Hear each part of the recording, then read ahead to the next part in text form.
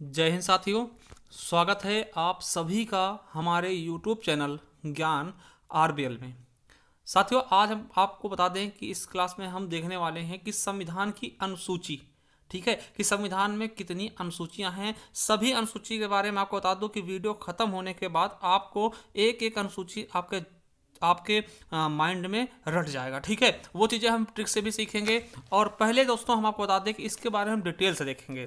देखिए, अभी तक आप इसको ऊपर ऊपर पढ़ते आते हैं दोस्तों, मगर आपको बता दें कि हो सकता है कि आने वाले परीक्षाओं में इसमें थोड़ा सा डीपली क्वेश्चन आपसे पूछ लिया जाए, तो आपको पूरी तरीके से तैयार रहना है, ठीक है। और चलिए दोस्तों शुरू करते हैं, ठीक है, संपूर्ण तरीके से बेहतरीन ढंग से। दोस्तों अभी आज हम अनुसूची देखेंगे और कल हम थोड़ा सा जो हमारा अगला वीडियो आएगा वो हम उसमें क्या देखेंगे, भाग देखेंगे, कौन सा अनुच्छेद तक कौन सा भाग है, ठीक। उसके बाद से दोस्तों नेक्स्ट वीडियो से हम भाग 1 से शुरू करेंगे और बहुत ही बेहतरीन ढंग से, ठीक है। तो चलिए साथियों शुरू करते हैं। उसके पहले बता दें कि आप सभी के लिए हमने दोस्तों फ्री ऑफ कॉस्ट में हिंदी की भी क्लासेस पढ़ाई हैं, तो आप अगर देखना चाहते जाइए हमारे प्ले लिस्ट पर। साथियों जब आप जाएंगे ना तो ये आपको प्ले लिस्ट दिखेगा। देखिए, ये आपको दिखेगा संपूर्ण भारतीय संविधान, इंडियन पॉलिटी कॉन्स्टिट्यूशन। दोस्तों यहाँ पे आपको संविधान की सारी क्लासेस लगी हुई मिल जाएंगी, जा करके आप देख सकते हैं। और मैं आपको बता दूं कि अगर आप हिंदी पढ़ने जाते हैं ना किसी भी एग्जाम के लिए, तो आप देखिए, अगर यूपी ट्रिपल एससी के किसी एग्जाम की तैयारी कर रहे हैं तो आप इस वाले प्ले लिस्ट को पढ़ लीजिएगा। बहुत ही शानदार तरीके से हमने हिंदी आपको पढ़ाया है और एक एक क्वेश्चन आपका यहीं से फंसने वाला है, ठीक है। तो देख लीजिएगा। और अगर आप यूपी पुलिस की तैयारी कर रहे हैं या फिर एसआई की या रेडियो ऑपरेटर दोस्तों, तो इस वाले प्ले लिस्ट को आप देख लीजिएगा। बहुत ही शानदार तरीके से हमने आपको कराया है। उसके अलावा मैं बता दूं आपको कि उत्तर प्रदेश स्पेशल दोस्तों अगर आप पढ़ना चाहते हैं दोस्तों यहाँ से पढ़ सकते हैं। बहुत ही बेहतरीन ढंग से हमने आपको बताया है। तो चलिए साथियों शुरू करते हैं आज के इस वीडियो को।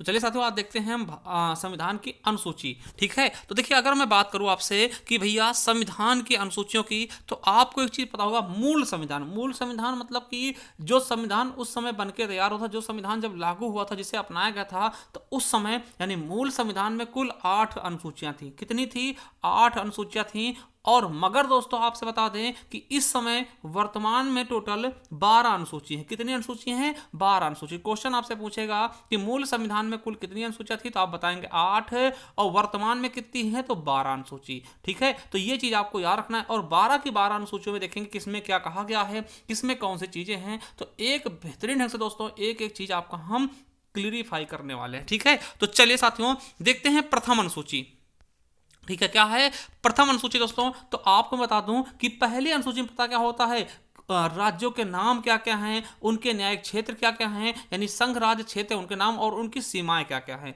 देखिए, हम किसी के बारे में जानते हैं ना, सबसे पहले उसके बारे में जाने। जैसे हम भारत के संविधान के बारे में जाने, तो भैया भारत संविधान लागू कहाँ तक होगा, ठीक है। तो ये चीजें इसमें दी जाएंगी, यानी कि राज्य और संघ शासित क्षेत्र कितने हैं, तो वो चीजें आपकी प्रथम अनुसूची में दर्शाई गई हैं। तो आप बताएंगे कितने राज्य हैं, तो 28 राज्य हैं। और केंद्र शासित प्रदेश कितने हैं, तो 8 केंद्र शासित प्रदेश। तो पहले में क्या है भैया, पहली चीज देखिए, आप किसी के पास जाएंगे सबसे पहले क्या पूछेंगे, उसके बारे में पूछेंगे ना। यानी पहले भारत के बारे में बताएगा कि भारत कितने राज्यों से मिलकर बना है, इसका न्यायिक क्षेत्र कहां कहां है, इनकी सीमाएं कहां कहां तक हैं। तो ये आपका पहली अनुसूची में बताया गया है, ठीक है। चलिए अब दोस्तों देखते हैं दूसरी अनुसूची। क्या दूसरी अनुसूची दोस्तों, इसमें बताए गए हैं वेतन व भत्ते, ठीक है।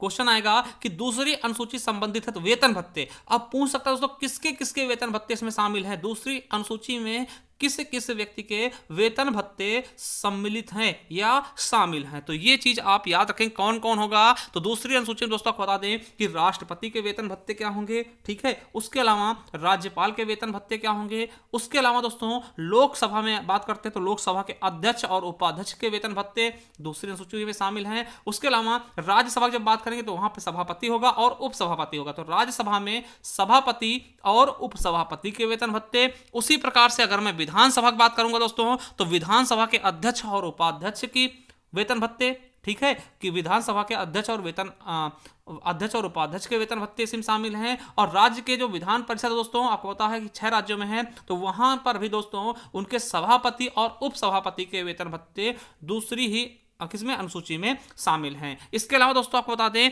कि सर्वोच्च न्यायालय के न्यायाधीश और उच्च न्यायालय के न्यायाधीशों के भी वेतन भत्ते दूसरी अनुसूची में भी बताए गए हैं। सर्वोच्च न्यायालय और उच्च न्यायालय, ठीक है, यानी आपको पता है सर्वोच्च न्यायालय क्या होता है, केंद्र में होता है, एक होता है, और उच्च न्यायालय दोस्तों 25 है। तो इन सभी के दोस्तों न्यायाधीशों के वेतन भत्ते बताए गए हैं। उसके अलावा भारत के नियंत्रक एवं महालेखा परीक्षक, जिसको हम CAG बोलते हैं, आर्टिकल 148 के तहत, ठीक है, तो इसके भी वेतन भत्ते दोस्तों आपके किसमें बताए गए हैं, दूसरी अनुसूची में। किसमें बताए गए हैं, दूसरी अनुसूची में। तो एक बार दोबारा देख लीजिए किसके वेतन भत्ते बताए गए। देखिए, राष्ट्रपति, राज्यपाल, लोकसभा अध्यक्ष, उपाध्यक्ष, राज्यसभा के सभापति, उपसभापति, राज्य विधानसभा के अध्यक्ष और उपाध्यक्ष, राज्य के विधान परिषद के सभापति, उपसभापति, और सर्वोच्च न्यायालय, उच्च न्यायालय के न्यायाधीश हो गए, और CAG, इनके वेतन भत्ते दूसरी सूची में बताए गए। अब देखिए यहां से आपसे क्या पूछेगा कि निम्नलिखित में से किसके वेतन भत्तों का उल्लेख दूसरी सूची में नहीं है, तो 3 इधर से देगा, एक कोई और दे देगा। तो इस प्रकार से भी क्वेश्चन आपके एग्जाम में पूछे जा सकते हैं, ठीक है। तो दूसरा दोस्तों वेतन भत्ते, दूसरा क्या है, वेतन भत्ते। चलिए अगला देखते हैं, तीसरी अनुसूची। तीसरी अनुसूची क्या है दोस्तों, शपथ एवं प्रतिज्ञान। देखिए शपथ लेना पड़ता ना, कि दोस्तों आपने देखा होगा कि कोई भी चीज होता है, जैसे कि आपको पता होगा कि दोस्तों राष्ट्रपति जी होते हैं तो वो उसे भी शपथ दिलाया था। अभी आपने देखा होगा कि राष्ट्रपति को जो आप सर्वोच्च न्यायालय थे उसके मुख्य न्यायाधीश शपथ दिलाए थे, ठीक है। अभी आपको पता है जो आपकी मुर्मू जी हैं, है ना, वो राष्ट्रपति बनी थी, तो उनको यूयू ललित जी ने शपथ दिलाया था, ठीक। तो उस प्रकार से शपथ का उल्लेख कहाँ है, तो देखिए यहां से क्वेश्चन आपका बहुत ही बेहतरीन आएगा। क्या यहां से आपका एक क्वेश्चन बहुत बेहतरीन बनेगा, तो उसके बारे में मैं अभी बताऊंगा लास्ट में, ठीक है। चलिए तो देखते हैं किसके किसके शपथ की बात आपकी तीसरी अनुसूची में की गई है। तो पहली बात दोस्तों, संघ के मंत्री, संघ के जितने भी मंत्री ना, उनके शपथ की बात की गई है तीसरी सूची में। उसके अलावा संसद के लिए निर्वाचित हेतु अभ्यर्थी दोस्तों, जो भी संसद के लिए निर्वाचित अभ्यर्थी होते हैं उनकी दोस्तों, ठीक है। और संसद के सदस्य जो होते हैं, आपको पता है 550 सदस्य हैं, ठीक है, 550 सदस्य, तो उनकी भी बात इसी में की गई, उनकी भी शपथ इसी के द्वारा कराई जाएगी। उसके अलावा जो सर्वोच्च व फिर उच्च न्यायालय के न्यायाधीश हैं, चाहे सर्वोच्च न्यायालय हो या फिर उच्च न्यायालय, वहां के न्यायाधीशों की दोस्तों इसी में बात की गई है शपथ की, ठीक। उसके अलावा भारत के नियंत्रक एवं महालेखा परीक्षक यानी कैग की भी बात इसी में की गई है, ठीक है, कैग की बात। और दोस्तों राज्य मंत्रियों की, किसकी साथियों, राज्य मंत्री की भी इसी में दोस्तों शपथ की बात की गई है। और दोस्तों राज्य के विधानमंडल सदस्यों की भी बात इसी में की गई है कि इसी के द्वारा दोस्तों अनुसूची 3 के द्वारा दोस्तों इनके भी शपथ की बात की गई है, ठीक है। तो ये चीज समझ। अब देखिए यहां से मोस्ट इंपॉर्टेंट क्वेश्चन क्या बनता है, आपसे पूछेगा कि निम्नलिखित में से किसके शपथ का उल्लेख तीसरी अनुसूची में नहीं है, और उसमें दोस्तों आपको बता दें कि राष्ट्रपति जरूर देगा। दोस्तों राष्ट्रपति का उल्लेख इसमें आपको कहीं नहीं मिलेगा, ठीक है, क्योंकि राष्ट्रपति के शपथ की बात दोस्तों अनुच्छेद 60 में किया गया। किसमें, अनुच्छेद 60 में किया गया है राष्ट्रपति के शपथ की बात। तो याद रखेंगे कि राष्ट्रपति के शपथ का उल्लेख दोस्तों आपके अनुसूची 3 में बिल्कुल भी नहीं है, ठीक है। क्या राष्ट्रपति के शपथ का उल्लेख दोस्तों अनुसूची 3 में बिल्कुल भी नहीं है, ये याद कर लेंगे। कितने लोगों का है वो मैंने बता दिया है कि संघ के मंत्री हो गए, है ना, संसद के निर्वाचन हेतु अभ्यर्थी हो गए, संसद के सदस्य हो गए, सर्वोच्च न्यायालय के न्यायाधीश, उच्च न्यायालय के न्यायाधीश, राज्य मंत्री, और दोस्तों कैग हो गया। उसके अलावा विधानमंडल के निर्वाचित अभ्यर्थी और विधानमंडल के सदस्य, इन सब की बात की गई है आपके तीसरी अनुसूची में। चलिए चौथी में देखते हैं दोस्तों। तो चौथी इंपॉर्टेंट है, देखिएगा चौथी अनुसूची में आपको बता दूं कि राज्यों एवं केंद्र शासित प्रदेशों के लिए राज्यसभा में सीटों का आवंटन।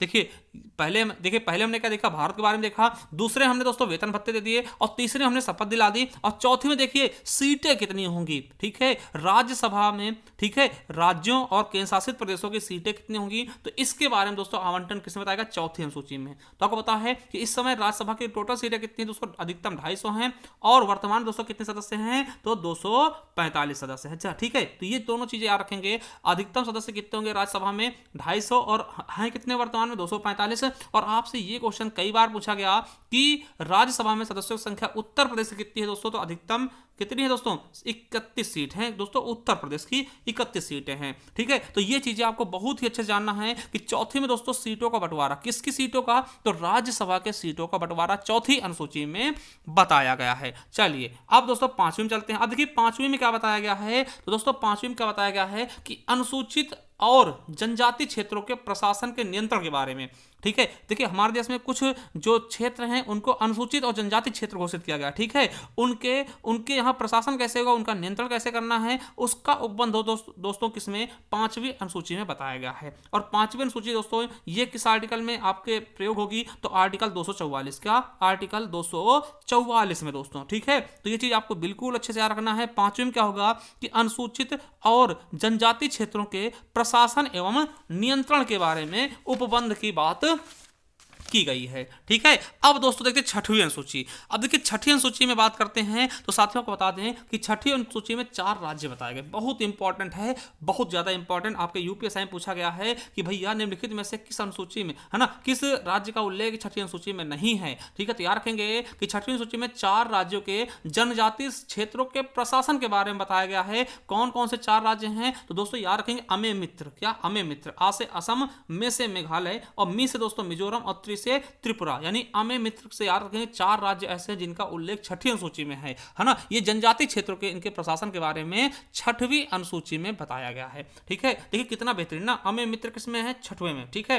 और अमे से हो जाएगा आ से असम, मे से मेघालय, त्रि से त्रिपुरा और मी से मिजोरम। दोस्तों 6वीं अनुसूची हम देख चुके हैं। चलिए अब 7वीं अनुसूची आते हैं। देखिए 7वीं में शक्तियों का बंटवारा। देखिए 7वीं में कह रहे हैं 7 नहीं रहेंगे ना, 7 का मतलब होता है 7वीं अनुसूची, और ये 7 रहने की बात नहीं कर रहे, मतलब कह रहे हैं हमारी शक्तियां बांट दो ना। तो देखिए केंद्र व राज्यों के बीच शक्तियों का बंटवारा किसमें किया गया है, 7वीं अनुसूची में। याद रखिएगा, देखिए केंद्र व राज्यों के बीच शक्तियों का बंटवारा, ठीक है, यानी कि 3 सूचियों में बांटा गया है इनके शक्तियों को। देखिए संघ सूची, राज्य सूची और समवर्ती सूची। समझिएगा, संघ सूची जिस पर दोस्तों संघ कानून बनाएगा यानी केंद्र सरकार कानून बनाएगी, राज्य सूची जिन पर राज्य सरकार कानून बनाएगा, और समवर्ती सूची में दोस्तों दोनों लोग मिलकर किसी कानून का निर्माण करेंगे, ठीक है। तो संघ सूची, राज्य सूची, समवर्ती सूची। आपको बता दें जब दोस्तों हमारा मूल संविधान था उस समय संघ सूची में 97 विषय थे, राज्य सूची में दोस्तों 66 विषय थे और समवर्ती सूची में दोस्तों 47 विषय थे। मगर साथियों वर्तमान में बात करते हैं तो संघ सूची में दोस्तों 100 विषय हो गए हैं और राज्य सूची में दोस्तों घट के 61 कर दिए गए हैं और समवर्ती सूची में बढ़ा के कितने कर दिए गए हैं, 52 विषय कर दिए गए। तो आपसे पूछेगा कि शक्तियों का बंटवारा किस अनुसूची में है, तो आप बताएंगे 7 में। देखिए 7 से शक्ति, 7 से शक्ति, ठीक है, बहुत इंपॉर्टेंट है। चलिए अब आगे हम देखते हैं, क्या देखते हैं दोस्तों, आगे देखते हैं 8वीं अनुसूची। देखिए बहुत इंपॉर्टेंट, यहां से तो क्वेश्चन आपके भर भर के आते हैं। आपसे पूछेगा कि भाषाओं का उल्लेख, है ना, संविधान द्वारा मान्यता प्राप्त भाषाओं का उल्लेख किसमें है, तो 8वीं अनुसूची। आपसे पूछेगा भाषाओं संबंधित कौन सा अनुसूची है, अनुसूची है, तो आप बताएंगे 8वीं अनुसूची। आपको बता दें कि 8वीं अनुसूची में जब संविधान बन के तैयार होता दोस्तों उस समय 14 भाषाएं थी। कितनी, 14 भाषाएं थी, मगर वर्तमान में टोटल दोस्तों 22 भाषाएं हो चुकी। कितनी हो गई हैं, 22 भाषाएं। देखिए जब संविधान हमारा बना था, मूल संविधान दोस्तों 8वीं सूची में कितने विषय थे, तो 14 थे। अभी कितने हो गए हैं, 22 हो गए। कौन कौन से पहले थे, तो देखिए असमिया थी, बांग्ला, गुजराती, कन्नड़, कश्मीरी, कोंकणी। देखिए कोंकणी कहाँ की है, गोवा की, ठीक, याद रखें इंपॉर्टेंट, ठीक है। मलयालम, मणिपुरी, मराठी, नेपाली, उड़िया, ठीक है, और दोस्तों पंजाबी, इसके अलावा संस्कृत और हिंदी। तो ये आपके 14 भाषाएं दोस्तों पहले से ही थे, ठीक है। अब बाद में क्या जोड़े गए हैं, तो याद रखेंगे 21, 71, 92। देखिए 21वां संविधान संशोधन 67 में इसमें सिंधी जोड़ी गई है ना, सिंधी, ठीक है। 21वां संविधान संशोधन 1967 में दोस्तों सिंधी भाषा जोड़ी गई। आपके यूपीएससी में पूछेगा क्वेश्चन है, ठीक है, नो डाउट, ठीक है। तो आपसे पूछेगा तो ये दोस्तों कितनी भाषा हो गई, 15 भाषा हो गई ना। देखिए 14 पहले थी, एक जोड़ी गई, 15 हो गई। अब दोस्तों 71वां संविधान संशोधन किया गया, इसमें दोस्तों नमक जोड़ा गया, ना से दोस्तों नेपाली, मा से मणिपुरी और को से कोंकणी। तो 71 में दोस्तों नमक जोड़ दिया गया, ठीक है, यानी कि 3 और बढ़ गई, तो 15 3 कहा जाएंगे 18 भाषा हो गई। कितनी हो गई, 18 हो गई, यानी कि 71 में 3 भाषाएं नमक, नेपाली, मणिपुरी और कोंकणी जोड़ी गई। अब दोस्तों 92 में बोडो डोगरी मैथिली संथाली, बोडो डोगरी मैथिली संथाली, बोडो डोगरी मैथिली संथाली, इस तरह से दोस्तों बोलिएगा, अपने आप याद हो जाएगा। तो 18 और 4 दोस्तों कितनी हो गई, 22 हो गई, है ना। तो 18 4 टोटल 22 भाषा हो गई। तो देखिए 21, 71, 92। देखिए कैसे याद रखना है, देखिए पहले 21 याद रखो, है ना। 21 में दोस्तों आप 50 जोड़ेंगे, 71 हो जाएगा। और दोस्तों इन दोनों जोड़ेंगे ना, 21, 71, 92 ही होता है। देखिए 21, 71, 92, 21, 71 में आप जोड़ेंगे ना, दोनों जोड़ेंगे तो 92 आ जाएगा। तो 21, 71, 92 ये 3 संशोधन हुए हैं भाषा संबंधी, ठीक है। जिसमें 21 में सिंधी, फिर दोस्तों नमक यानी नेपाली, मणिपुरी, कोंकणी, फिर दोस्तों क्या बोडो डोगरी मैथिली संथाली। तो टोटल आप देखेंगे कितनी भाषाएं हो गई हैं? तो टोटल अब 22 भाषाएं इसमें पाएंगे। और यहाँ से कुछ चीज़ें मैं आपको और बता दूं। देखिए, जो राजभाषा दर्जा होता है ना, जैसे कि आपको पता है कि सिंधी को 21वें संविधान संशोधन द्वारा सिंधी को दिया गया राजभाषा दर्जा। दोस्तों ये कौन देता है? ये गृह मंत्रालय देता है। कौन देता है? गृह मंत्रालय देता है। आपको बता दूं कि देखिए 2011 में उड़िया भाषा थी। क्या उड़िया भाषा थी? उसका नाम बदल के ओडिया कर दिया गया है ना। उड़िया थी, ओडिया कर दिया गया। ठीक है, ये चीज़ याद रखेंगे। और आपको देखिए यहाँ से क्वेश्चन कैसे पूछाते हैं, आपसे पूछेगा कि निम्नलिखित में से कौन सी भाषा का उल्लेख 8वीं सूची में नहीं है। तो आपको देखिए यहाँ पे अंग्रेजी नहीं मिलेगी। देखिए कुछ भाषा आप याद रख लेंगे, ये क्वेश्चन बहुत पूछा था ना। अंग्रेजी हो गया, और इसके अलावा दोस्तों भोजपुरी आपकी इसमें नहीं है। क्या भोजपुरी इसमें नहीं है? और भोजपुरी के अलावा दोस्तों आपको पता राजस्थानी भी इसमें नहीं है। तो अंग्रेजी, भोजपुरी, राजस्थानी ये भाषाएं 8वीं अनुसूची में बिल्कुल भी शामिल नहीं है। और यही क्वेश्चन पूछता है कि निम्नलिखित में से किसका उल्लेख 8वीं अनुसूची में नहीं है। ठीक है, चलिए दोस्तों, बहुत अच्छे समझ गए होंगे। ठीक है, चलिए अब दोस्तों हम देखते हैं कौन सा 9वीं अनुसूची। ये आपके लिए बहुत ज़्यादा इंपॉर्टेंट क्या है? बहुत ज़्यादा इंपॉर्टेंट है 9वीं अनुसूची दोस्तों। क्योंकि देखिए आपको मैंने बताया था जब हमारा संविधान लागू तब 8वीं अनुसूची थी। तो 9वीं अनुसूची दोस्तों इसको बाद में जोड़ा गया होगा। बाद में कब? तो संशोधन किया गया होगा। तो आपको बता दें पहला ही संशोधन किया गया। आपसे क्वेश्चन पूछेगा कि प्रथम संविधान संशोधन के द्वारा क्या जोड़ा गया? तो 9वीं अनुसूची। और 9वीं अनुसूची किस लिए जोड़ी गई? तो भूमि सुधार एवं जमींदारी उन्मूलन के लिए। ठीक है, आपको पता है कि जब हमारा देश आज़ाद हुआ था, समझिएगा, जब हमारा देश आज़ाद हुआ था उस समय क्या था कि देखिए वो जमींदारी प्रणाली थी, यानी कि किसी के पास दोस्तों जमीन ही जमीन है, बहुत ज़्यादा जमीन है, और किसी के पास जमीन है भी नहीं। तो आपको पता है कि उस समय दोस्तों जो आपका ये क्या था? मौलिक अधिकार था। तो यानी कि किसी जमीन आप नहीं मतलब छीन नहीं सकते थे। ठीक है, किसी राजा महाराजा के पास बहुत ज़्यादा जमीन है और किसी के पास कुछ भी नहीं है। तो सरकार ने सोचा दोस्तों क्या करें कि जिनके पास ज़्यादा जमीन है उनसे तो जमीन लेकर के मतलब कि ऐसे बांट दिया जाए। तो उसके लिए दोस्तों ये संशोधन किया गया। अब देखिए ये संशोधन, पहला संविधान संशोधन हुआ था 1951 में। इसमें क्या कहा गया? देखिए समझिएगा कि संविधान की 9वीं अनुसूची में शामिल विभिन्न कानूनों को अनुच्छेद, है ना, संविधान के अनुच्छेद 31B के तहत संरक्षण प्राप्त होगा। ठीक है, संरक्षण प्राप्त होगा। क्या प्राप्त होगा ये भी समझ जाते हैं। आपको बता दें जब अनुसूची लागू की गई थी उस समय उसमें कुल 13 कानून थे, जो कि वर्तमान में बढ़ के कितने हो गए हैं? 284 हो गए हैं। ठीक है, देखिए इसमें मामला क्या था आप समझिएगा कि एक वामन राव के मामले 1981 में आया था, और ये स्पष्ट कर दिया गया था कि दोस्तों 24 अप्रैल 1973 यानी केशवानंद भारती मामले के निर्णय की तिथि के बाद दोस्तों 9वीं अनुसूची में शामिल किए जाने वाले अधिनियमों को भी न्यायिक समीक्षा की जा सकती है। इसका मतलब आप नहीं समझ पाएंगे ना, चलिए समझाते हैं। देखिए मान ले दोस्तों, क्या आपको पता है कि जमीन का अधिकार क्या था? मौलिक अधिकार था हमारा, है ना। तो दोस्तों संपत्ति का अधिकार क्या था? मौलिक अधिकार था ना, मतलब कोई आपसे छीन नहीं सकता था। मगर दोस्तों एक संविधान संशोधन किया गया 9वीं अनुसूची, है ना, और इसको दोस्तों 31B में डाला गया कि इन कंडीशनों पे क्या होगा कि अगर आप सरकार जमीन लेती तो आप सुप्रीम कोर्ट में मतलब ये न्यायिक समीक्षा से बाहर होगा। ठीक है, न्यायिक समीक्षा से क्या होगा? बाहर होगा, मतलब इसकी सुनवाई नहीं की जाएगी, आपसे सरकार जमीन छीन लेगी, है ना, कोई दिक्कत वाली बात नहीं होगी। मगर साथियों आपको बता दें फिर इसी के तहत दोस्तों एक होता है केशवानंद भारती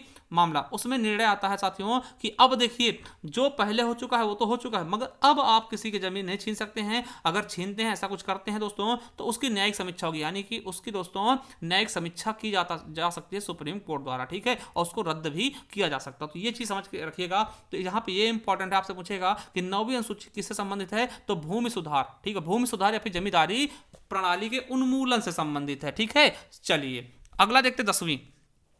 अब देखिए 10वां दर बदल, 10 है 10वां, 10 है दर बदल, है ना। तो 10वां दर बदल देखिए कब आया? तो 52वां संविधान संशोधन 1985 में। ठीक है, 52वें संविधान संशोधन द्वारा 10वीं अनुसूची जोड़ी गई, जिसमें दर बदल विरोधी कानून। देखिए दर बदल क्या होता है? आपने देखा होगा कहीं दल बदलू हो ना। दल बदलू मतलब क्या होता है दोस्तों? तो मैं आपको बता दूं कि भैया एक मतलब कि एक पार्टी दूसरी पार्टी में चले जाना, दूसरी पार्टी तीसरी। देखिए ये तो नेता काम ही है ना। तो दोस्तों ऐसे क्या होता था ना कि सरकार बार बार गिरती बढ़ती थी ना। तो इसे देखते हुए दोस्तों क्या हुआ कि एक अधिनियम लाया गया, सॉरी एक अनुसूची जोड़ी गई 10वीं अनुसूची, जिसमें दर बदल विरोधी कानून कह दिया गया ना। और कब जोड़ा गया? तो 52वें संविधान संशोधन द्वारा ये लाया गया। तो बहुत इंपॉर्टेंट है, तो इसके बारे में हम बेहतरीन ढंग से इसमें बात करने वाले हैं। ठीक है, अब देखिए ये किस पे लागू होगी? तो संसद व विधानमंडल सदस्यों पर। देखिए संसद में राज्यसभा, लोकसभा, है ना, विधानमंडल में विधानसभा और विधान परिषद आते हैं ना, तो उनके सदस्यों पे ये लागू होगा।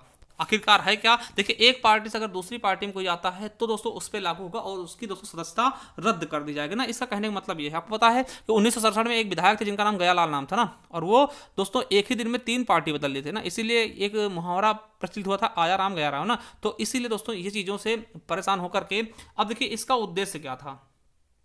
इस दरबदल अनुसूची लाने का उद्देश्य क्या था, तो मैं आपको बता दूं, राजनीतिक लाभ व पद के लालच में दल बदल करने वाले नेताओं को अयोग्य करार देना, ताकि संसद की स्थिरता क्या रहे, बनी रहे। ठीक है, तो ये चीज याद रखेंगे। अब देखिए किसको अयोग्य घोषित किया जाएगा, देखिए किसको दोस्तों, इसके तहत अगर कोई एक पार्टी दूसरी पार्टी में जाता है तो उसको कब अयोग्य घोषित किया जाएगा, ठीक है, या फिर दोस्तों कब किसके ऊपर दरबदल कानून लागू होगा। तो भैया इसके कुछ नियम हैं, 5 पॉइंट हैं, इनको समझ लीजिएगा। देखिए यदि एक निर्वाचित सदस्य स्वेच्छा से किसी पार्टी की सदस्यता त्याग देता है, देखिए अब कोई मान लिया कि कोई बीजेपी से दोस्तों क्या हुआ कि कोई सदस्य क्या हुआ, बीजेपी से दोस्तों चुना गया, ठीक है, निर्वाचित हुआ है। अब वो क्या करे, कहते भैया हम बीजेपी पार्टी छोड़ रहे हैं, तो दोस्तों क्या होगा, वो उस चीज उसके ऊपर क्या लग सकता है, वो दरबदल विरोधी कानून काम कर सकता है। दूसरा है दोस्तों कि यदि कोई निर्दलीय निर्वाचित सदस्य किसी राजनीतिक दल में शामिल हो जाता है, देखिए मान लिया कोई दोस्तों निर्दलीय सदस्य है, आप है ना, जैसे होते ना कि कौन मतलब बिना किसी पार्टी के लड़ जाते हैं और जीत गए, फिर दोस्तों उन्हें लालच आ जाता है और वो किसी राजनीतिक दल में शामिल हो जाते हैं कि कहीं भैया हम बीजेपी में शामिल हो गए या फिर कांग्रेस में शामिल हो गए या फिर सपा में, तो दोस्तों उनके ऊपर भी ये लग सकता है आपका दरबदल। ठीक है, चलिए, और दोस्त तीसरा क्या है, यदि किसी सदस्य द्वारा सदन में पार्टी के पक्ष के विपरीत वोट कर दिया। देखिए मान लिया दोस्तों, आपको पता है कि जैसे मान लिया कि अभी जब राष्ट्रपति चुनाव हुए थे, ठीक है, राष्ट्रपति चुनाव होंगे, ठीक है, तो मान लिया दोस्तों कांग्रेस कहती है भैया इस प्रत्याशी को वोट देना, ठीक है। अब कांग्रेस के कुछ सदस्य क्या करते हैं, उस सदस्य को वोट न देकर के किसी दूसरी सदस्य को वोट देते हैं ना, तो उनके ऊपर भी दोस्तों ये चीज लाया जा सकता है। मतलब कि पार्टी के पक्ष के विपरीत आपने कोई दोस्तों बिल आया, उस पर आप पार्टी करिए भैया इसको आप मना करना है, अगर आप उसको आप हाँ करते हैं तब भी आपके खिलाफ दोस्तों ये लाया जा सकता है। अगला है कि यदि कोई व्यक्ति जो है सदस्य जो है स्वयं को वोटिंग से अलग रखे, मतलब व्हिप जारी करे और व्हिप का कहना ना माने। मतलब आप क्या होता है कि जैसे मान लिया कोई भी चीज होता है दोस्तों, है ना, संविधान में आपको पता, संसद में कोई बिल आता है तो उसके दोस्तों पास होने के लिए दोस्तों आपको पता है कि आधे से अधिक चाहिए होता है ना। तो दोस्तों आपको बता दें कि पार्टी ने कहा चलिए कल ये विधायक आएगा, आपको मौजूद रहना, वहां पे वोट करना है, और आप क्या करें उस दिन जाए ही ना, या फिर वोटिंग से आपको अलग कर ले, कहते भैया हमको नहीं पता, इससे हम इसमें ना वोट ना हाँ कहेंगे ना कहेंगे, तो वो दोस्तों व्हिप का उल्लंघन होता है। ठीक है, तो उस समय भी पार्टी का जो अध्यक्ष होता है दोस्तों वो मतलब इस आपके ऊपर दोस्तों ये लगवा सकता है। ठीक है, अब देखिए कौन इस पे निर्णय लेगा वो भी हम बात करेंगे। ठीक है, चलिए, अब दोस्तों अगला है कि 6 महीने की समाप्ति के बाद यदि कोई मनोनीत सदस्य किसी पार्टी का सदस्य बन जाए। देखिए मनोनीत क्या होता है, राष्ट्रपति द्वारा मनोनीत किया जाते हैं। मान लिया दोस्तों राज्यसभा के 12 सदस्य हैं, इनको राष्ट्रपति ने मनोनीत कर दिया। अब ये कहें भैया कि हम ये पार्टी धारण कर लेंगे, इस पार्टी को ज्वाइन कर लेंगे, दोस्तों फिर आपके साथ गलत हो जाएगा ना, फिर आपके ऊपर ये लग सकता है। ठीक है, अब दोस्तों कब अयोग्य नहीं माना जाएगा। देखिए एक पार्टी दूसरी पार्टी में जाते तो आपका क्या होगा कि आपके ऊपर दरबदल लगेगा, है ना, आपको मतलब सदस्यता रद्द की जा सकती है। मगर दोस्तों कब नहीं माना जाएगा, कब अयोग्य नहीं माना जाएगा, दोस्तों आपको बता दें, यदि किसी पार्टी 1/3 सदस्य किसी दूसरी पार्टी में शामिल है। देखिए अगर दोस्तों एक साथ 1/3 सदस्य यानी कि 1/3 सदस्य यानी 99 सदस्यों में से अगर दोस्तों 33 सदस्य जाते हैं तो आपके ऊपर दोस्तों ये दरबदल वाला कानून नहीं लगेगा। मतलब कि आप फिर दोस्तों ये माना था ना कि पार्टी खराब होगी ना। जैसे आपको पता है अभी हाल ही में आपको पता होगा कि महाराष्ट्र में हुआ था ना, शिवसेना की दोस्तों पूरी पार्टी बिखर गई ना, चीजें, है ना। तो ये चीजें अब देखिए, अब इसमें दोस्तों एक संशोधन किया गया कि दोस्तों जो 1/3 सदस्य था इसको बढ़ा के 2/3 सदस्य कर दिया गया, यानी अब ज्यादा सदस्य जाने चाहिए, है ना। 1/3 में नहीं काम चलेगा। अब 100 मान लिया 100 सदस्य ना, टोटल 100 में से दोस्तों 66 सदस्य जाने चाहिए ना, तब दोस्तों आपके ऊपर ये नहीं लगेगा। ठीक है, और दोस्तों ये 91वां संविधान संशोधन द्वारा किया गया, इसको याद रखेंगे, 91वां संविधान संशोधन ये याद कर लेंगे। ठीक है, ये भी आपका याद रखना 10वीं अनुसूची से संबंधित। ठीक है, चलिए, और दोस्तों कब नहीं माना जाएगा तो आपको बता दें, लोकसभा अध्यक्ष हो गया या उपाध्यक्ष हो गया, या फिर राज्यसभा के सभापति या उपसभापति, या फिर दोस्तों विधानसभा या विधानमंडल के दोस्तों सदस्य हो गए, है ना, सभापति या फिर उपसभापति हो गए, दोस्तों ये निष्पक्ष रहने के लिए पार्टी सदस्यता त्याग दे दोस्तों, तब भी इनके ऊपर नहीं लगेगा। देखिए ये कहते हैं हम किसी पार्टी की सदस्यता त्याग देते हैं क्योंकि हम क्या है, लोकसभा अध्यक्ष हैं, अगर पार्टी सदस्यता त्याग देंगे तो हम दोस्तों सभी को बहुत अच्छे सुन पाएंगे ना, तो उनके ऊपर भी ये लागू नहीं होगा। अब मैं आपको बता दूं दोस्तों कि कौन इनको अयोग्य घोषित करेगा। देखिए मान लिया कि किसी पार्टी ने कहा इसको वोट देना है और उसको उस व्यक्ति ने वोट नहीं दिया, तो दोस्तों उसका जो अध्यक्ष होगा ना वो लोकसभा अध्यक्ष को बताएगा। अगर लोकसभा की बात हो रही है तो लोकसभा अध्यक्ष को बताएगा। अगर अध्यक्ष को लगता है कि हाँ इसको अयोग्य घोषित करना चाहिए तभी घोषित होगा ना, ऐसा नहीं। ठीक है, तो दोस्तों याद पूछा जाएगा कि अनुसूची 10 के तहत दरबदल के तहत दोस्तों लोकसभा में कौन आयोग घोषित करेगा, तो दोस्तों लोकसभा का अध्यक्ष करेगा, राज्यसभा में उसका सभापति, और दोस्तों विधानसभा में उसका अध्यक्ष, और विधान परिषद में सभापति। और दोस्तों राज्यसभा में सभापति कौन होता है दोस्तों, उपराष्ट्रपति होता है ना, तो उपराष्ट्रपति कह सकते हैं, कोई दिक्कत नहीं। ठीक है, तो ये आप बिल्कुल अच्छे से समझ गए होंगे। ठीक है, ये आप बिल्कुल और बिल्कुल अच्छे समझ गए होंगे। ठीक, चलिए, तो 10वीं अनुसूची हो गई। अब दोस्तों 11वीं अनुसूची, बहुत ज्यादा इंपॉर्टेंट है, कईयों बार दोस्तों आपके एग्जाम में पूछी गई। तो 11वीं अनुसूची आपको पता होगा 73वां संविधान संशोधन क्या गया, देखिए 11वीं 73वां और 12वीं 74वां देखिए लगातार हुए थे ना। तो 11वीं अनुसूची में 73वां संविधान संशोधन करके दोस्तों ये चीजें पाई गई हैं, ठीक है। और इसकी दोस्तों मेन चीज क्या है कि इसमें क्या जोड़ा गया, तो आप याद रखेंगे दोस्तों ग्राम पंचायत। देखिए 11वीं में ग्राम पंचायत याद रखेंगे, क्या 11वीं में पंचायतों की शक्तियां और प्राधिकार और जिम्मेदारी की, मतलब दोस्तों जो प्रधान होते हैं ना वो कौन कौन से काम करवाएंगे, उनकी शक्तियां क्या होंगी, उनकी जिम्मेवारी क्या होगी, ठीक है। तो 73वें संविधान संशोधन 1992 द्वारा लागू किया गया था दोस्तों, और ये लागू मतलब कि लाया गया था ना,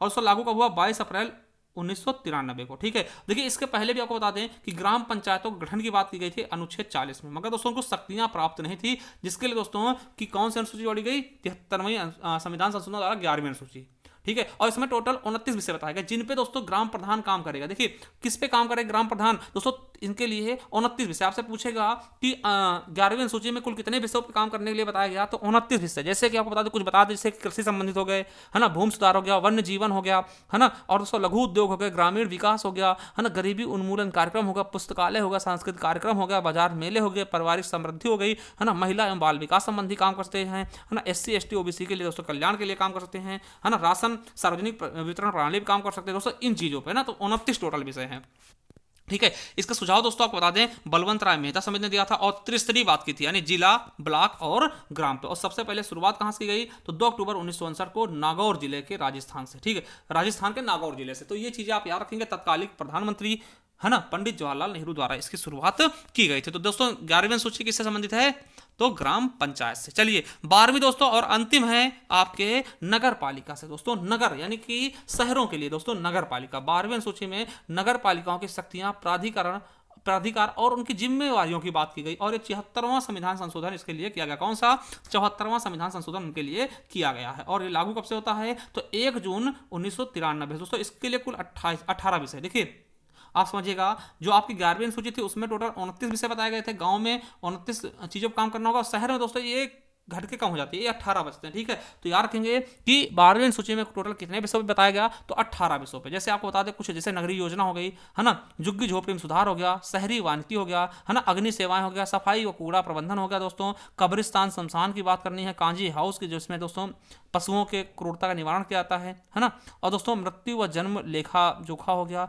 है ना, ये सब चीजें दोस्तों इसमें बताई जाती हैं, ठीक है। तो ये इन पे काम किया जाता है ना, 12वीं सूची में बताया गया, ठीक है। चलिए एक बार मैं आपको रटा भी देता हूँ, ठीक है। अगर मैं आपको रटा दूं, चलिए देखिए आपकी बात करते हैं जब प्रथम अनुसूची की, तो पहली अनुसूची में क्या होगा दोस्तों, देखिए हम किसी से पहली बार मिलते हैं ना तो उसके बारे में जानते हैं ना। जैसे हमने इसमें किसकी बात की, भारत की, तो समझिएगा एक चीज याद रखिएगा, बहुत अच्छे से समझिएगा, एक एक चीज मैं आपको रटा दूंगा, ठीक है। देखिए पहले बात किसकी होगी, भारत की, यानी कि भारत में कितने राज्य हैं और कितने केंद्र शासित प्रदेश, ये पहले बताएगा, देखिए, है ना, 28 और 8, है ना। और दूसरे में दोस्तों आप देखिए, दूसरे में कोई चीज, अब इन जो राज्य ना इनमें कोई काम करेगा ना तो उसको आपको क्या करना पड़ेगा, वेतन भत्ते यानी कि सैलरी देनी पड़ेगी। तो वेतन भत्ते किसमें, दूसरे में। देखिए पहले में राज्य हुआ, अब राज्य में कौन कौन काम करेगा उसके लिए भैया काम करने के लिए पैसे भी चाहिए। अब वेतन भत्ते दूसरे में आपने दे दिए, क्या दे दिए, वेतन भत्ते, है ना, तो भत्ते दे दिए, वेतन भत्ते दे दिए। अब देखिए वेतन भत्ते दे देना, आप भाई उनको अगर किसी को पैसे देना तो आप उनको कसम भी खिलाओगे, भैया कसम खाओ पहले कि आप काम करोगे ना, यानी कि फिर क्या होगा दोस्तों, शपथ दिलाए जाते हैं, शपथ यानी कसम ही कर सकते हैं ना। तो तीसरी में दोस्तों क्या हो जाएगा, भैया आप शपथ तो लो पहले कि हाँ काम करोगे, नहीं पैसे लेके भाग जाओगे ना,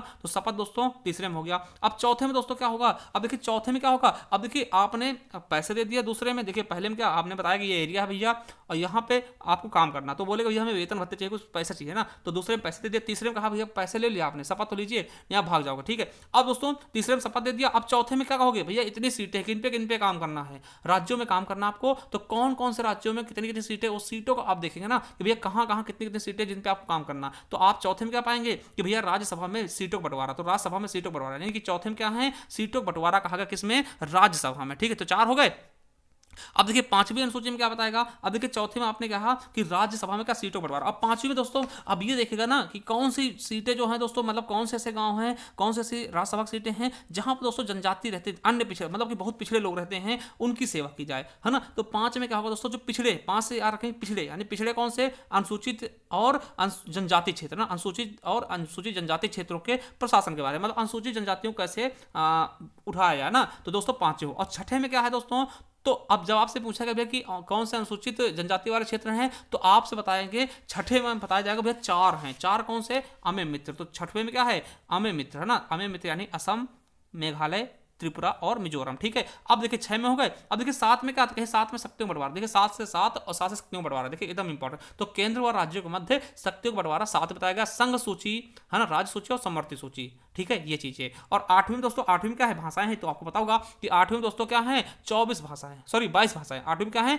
22 भाषाओं को उल्लेख किया गया है, जिसमें आपको पता है इसमें संशोधन 21वां, 71वां, 92, सिंधी, नेपाली, मणिपुरी, कोंकणी, बोडो, डोगरी, मैथिली, संथाली जोड़ी। 8वीं में क्या है, भाषाएं हैं। अब देखिए 9 में, तो 9 को याद रखेंगे। अब देखिए 8 ही, मूल संविधान में 8 ही थी। 9 दोस्तों, 9वां जोड़ा गया कब, भूमि सुधार। देखिए 9 से दोस्तों भूमि सुधार। 9 में क्या है, भूमि सुधार ना, भूमि सुधार। ठीक है, 9 में क्या है, भूमि सुधार। और ये पहले संशोधन द्वारा जोड़ा गया, क्योंकि पहली ऐसी अनुसूची थी जो जोड़ी गई थी ना, तो पहले संशोधन द्वारा भूमि सुधार जोड़ा गया 9वीं में। ठीक है, वहीं अगर हम बात करते हैं दोस्तों 10वीं, तो 10वीं होता दरबदल। 10 से 10, 10 से दरबदल। देखिए याद रखेंगे, ये तो एकदम आसान सा ना, 10 से 10 और 10 से दरबदल। तो 10वीं में क्या है, दरबदल। कब जोड़ा गया, 52वें संविधान संशोधन द्वारा। ठीक है, 52वें संविधान संशोधन द्वारा दोस्तों 10 में दरबदल जोड़ा गया। ठीक है, उसके बाद दोस्तों 11वीं, तो 11 से 11वीं दोस्तों, 11 से ग्राम पंचायत, तो 11 से 11वीं, 11 से ग्राम पंचायत दोस्तों, तो ग्राम पंचायत 11वीं में जोड़ा गया। और किस संशोधन द्वारा, 73वां संविधान संशोधन द्वारा। ठीक है, इसमें टोटल 29 विषय बताए गए। और दोस्तों 12वीं में क्या होगा, नगर पालिका। देखिए ग्राम हो गया, फिर नगर भी तो होगा, तो 12वीं में क्या होगा, नगर पालिका। चलिए,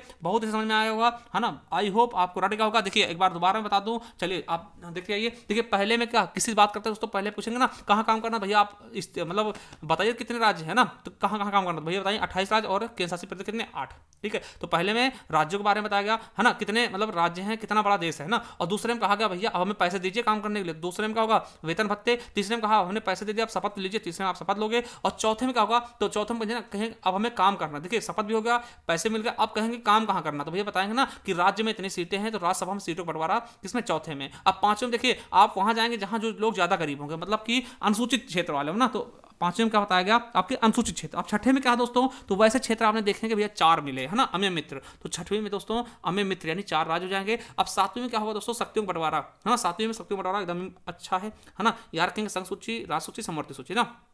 दोस्तों 8वीं में क्या होगा, 8वीं भाषा के बारे में बताएगा। और 9वीं में दोस्तों भूमि सुधार। देखिए 9वीं जोड़ी गई बाद में। ठीक है, तो प्रथम संशोधन द्वारा 9वीं में भूमि सुधार जोड़ा गया। फिर 10वीं में दोस्तों दरबदल 52वें द्वारा। और फिर 11वीं में दोस्तों ग्राम पंचायत 73वें द्वारा। और फिर दोस्तों 12वीं में क्या है दोस्तों, नगर पालिका, है ना। तो दोस्तों वो 74वें द्वारा। चलिए दोस्तों, थैंक यू। कैसा लगा वीडियो जरूर बताइएगा दोस्तों। और एक बार आप जाइए जरूर, यहाँ पे संपूर्ण संविधान आप पढ़ लीजिएगा, बहुत ही बेहतरीन से मैंने बताया है। और उसके अलावा दोस्तों आप जाइए यहाँ पर दोस्तों, ये आपके लिए हिंदी की क्लासेस हैं, आप देख लीजिएगा, बहुत ही फायदेमंद आपको सिद्ध होंगे। थैंक यू, धन्यवाद। कैसी लगी क्लास एक बार जरूर बताइएगा, और दोस्तों तक शेयर करिएगा।